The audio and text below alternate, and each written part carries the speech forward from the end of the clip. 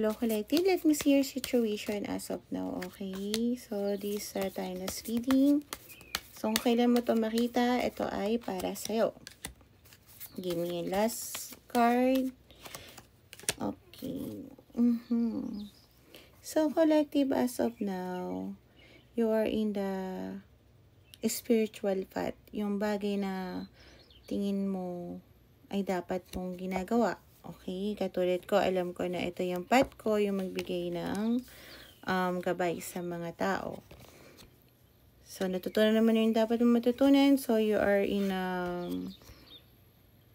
titignan mo na yung gusto mo in the future, okay?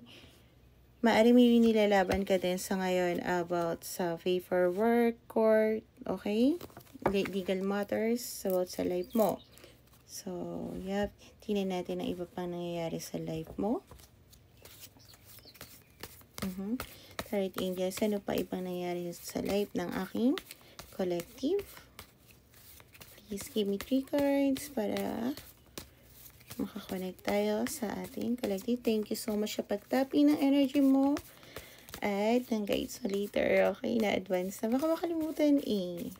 Okay, give me another 3 cards. Okay, madaming card.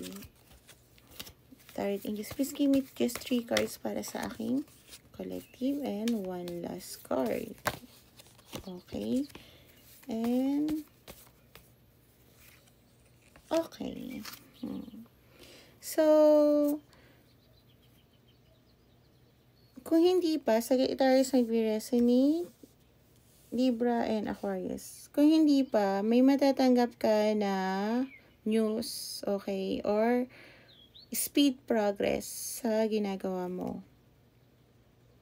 So, lahat current na nangyayari sa'yo is may natanggap ka na news, pwede mag-travel, or nakikita mo na mabilis yung mga pangyayari sa life mo.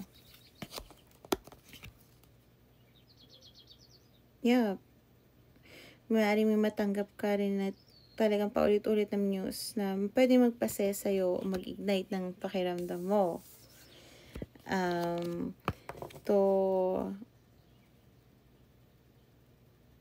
Magkakaroon ka ng confusion about this one. Okay? Parang iisipin mo. Tingnan natin. Why the confusion po? Okay. Clarify lang din ito ng card mo kanina. Iisipin mo kung tama ba na kung about to sa love, okay, tama ba mag-invest sa tao na to na mas younger than you? Kasi lumalabas dito na, you can switch or flip your situation, okay? Yung malalabas dito na ikaw ay Queen of Swords. At maaaring tawag dito na malayo pa to sa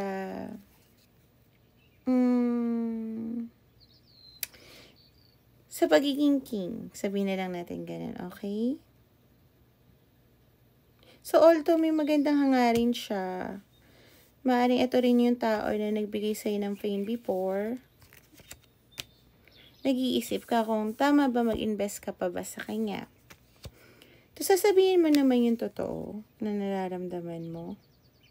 At actually, tingin ko, kahit na may mga bagay kayo na sasabihin na prangka or nakasakit sa'yo, magiging optimistic ka pa rin naman.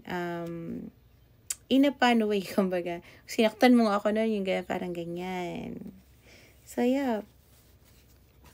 Tingnan naman natin ang payo ng guys sa sayo. Okay, collective. Sa, ano na to, sa sitwasyon na to. Give me 3 cards. Guides ng aking collective na maaaring ipayo sa sitwasyon. Sa tao. Actually, magkakaroon kayo ng brand new solid foundation ng taong to. Nakita ko. Yeah, magti-teamwork kayo. Reunion. I'm not usually looking at the bottom of the deck, pero yep, yun yung sinasabi nila. So, congrats sa'yo. Once na pinayagan mo na papasukin ulit yung taong to sa buhay mo. Kung hindi man siya mas younger sa'yo, immature siya, at narinig ko na kailangan mo rin siyang i-guide. Okay? Pero hindi maging nanay, okay? Guide. So, letter K might be resonate sa'yo. And Leo, yung tao na page of wands sa'yo, maaring, itong taon to maging king. If you proper guide them. Sabi ng guides mo, okay?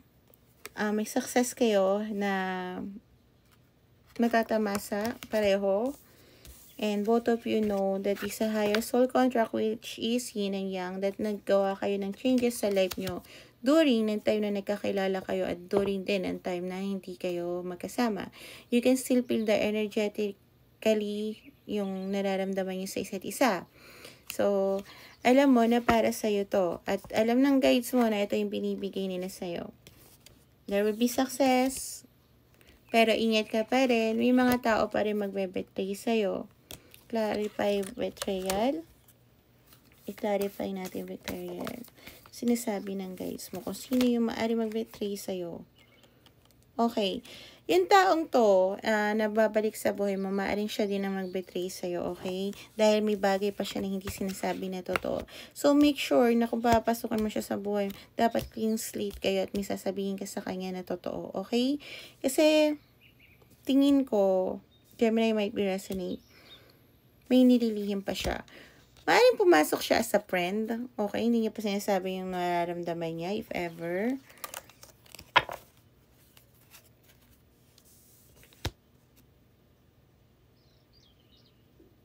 Basta may bagay siyang hindi sinasabi na totoo.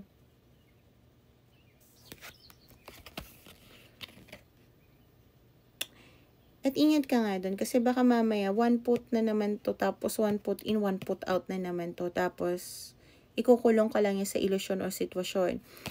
Yep, kayo ay... Ewan ko, kailangan ko yata sabihin talaga to. Kayo talaga yung nakatakda if ever na yun ang tinatanong mo, yes. Pero, itong taong to, kung hindi mo mapaproper ng guide, babalik lang din siya sa dati na, alam mo yun, babalik at aalis lang din uli sa buhay mo. So, kailangan, malaman mo kung ano din talaga yung nararamdaman niya, kung ano talaga yung plano niya, bago mo siya papasokin sa buhay mo dahil medyo immature pa siya, okay?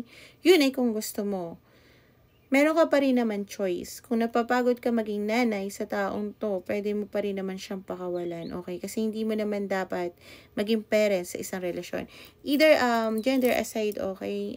You are a feminine energy and this one mas bata is a divine masculine energy. So, pipit switch it kung ano man yun, okay? So, sana nakatulong to. Masasabi ko lang sa'yo, follow your heart. Pero, wag naman yun to the point na mag-aanak ka ng partner, okay? Ang pangit nun. Magpalaki ng partner, okay? So, yeah. Bye-bye!